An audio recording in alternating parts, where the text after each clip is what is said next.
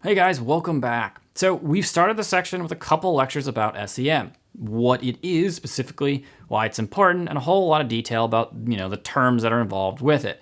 PPC, CPM, CPAs. Then we have quality score. We have ad rank.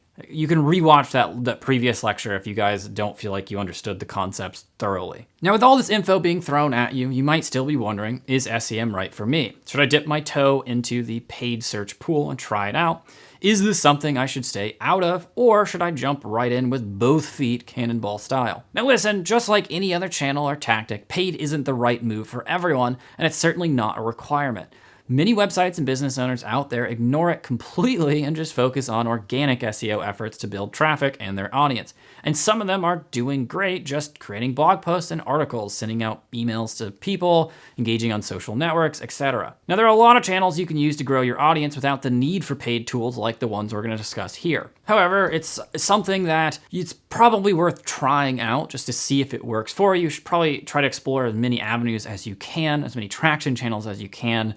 But just keeping in mind, in general, if you're not selling something, well, then it can be hard to justify paid search.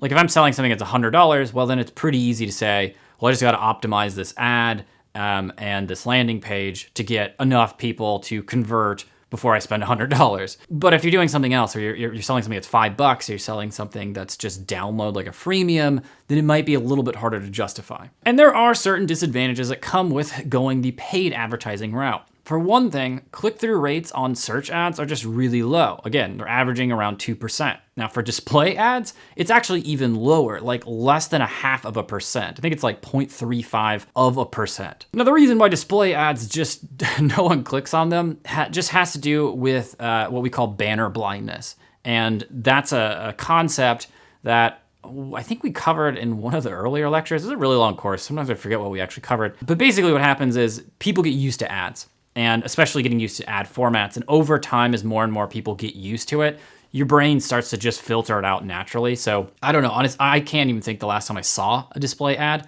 But if I went through and looked at the last 10 websites I was at, I guarantee there are some display ads. I just don't notice them anymore. It's also something referred to as the law of shitty click-throughs. We won't get into it right now. Also worth pointing out, there's a general distrust amongst a big piece of the population out there when it comes to any sort of paid advertising online. Study done a few years ago showed that between 40 and 50% of people trusted search ads, social ads, mobile ads, and display ads. 40 to 50%, that's it. The other half is really skeptical. Now, trust has improved, which is good, but advertising still isn't as trustworthy as things like, say, advice from people you know or online reviews. But at the same time, there are some companies that not only use SEM, they rely entirely on it. Some good examples are e-commerce shops. E-commerce shops oftentimes they really, really heavily rely on ads. This is actually something you see more and more now, and it still blows my mind, but a lot of Kickstarters are using search engine ads, knowing that to back something that's $400 or $300, they can justify using search tools. And especially if they're just using search ads for people searching for really specific things, or even just searching the name of the project they heard of. Now, if you're still undecided about using SEM, and you probably are, that's perfectly fine. Let me offer some good reasons to use SEM. Now, some of these just might apply to your specific situation.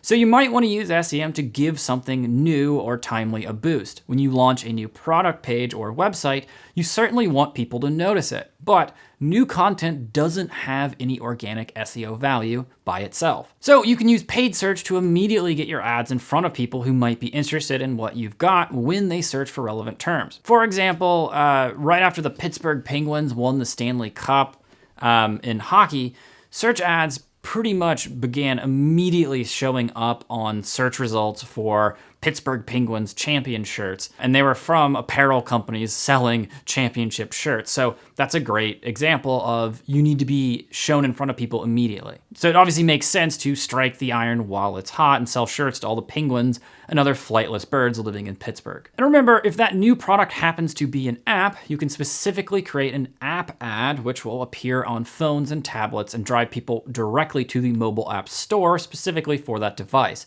That saves some steps if you're trying to get app downloads and new users from your paid efforts. In general, the fewer steps it takes for a customer to convert, the more likely they will convert. Say that 1,000 times. Now, you might also consider paid search to help you break through the competition. If the search terms you want to rank for are dominated by competitors, or your industry is just really competitive in general, using the paid search option might get you listed above others on the SERPs. Some industries, especially like service industries, have dozens of companies that all offer very similar things. Think of tech, right? With like, say, web design agencies, or even marketing agencies. There are actually even pay-per-click agencies. So that level of density actually makes it such the case that you might be able to pull off running an SEM marketing campaign to stick out a little bit. Finance is another industry that's pretty much the same way. There's a lot of competition for services that are all very similar. In fact, tech, finance, and consumer services have historically had click-through rates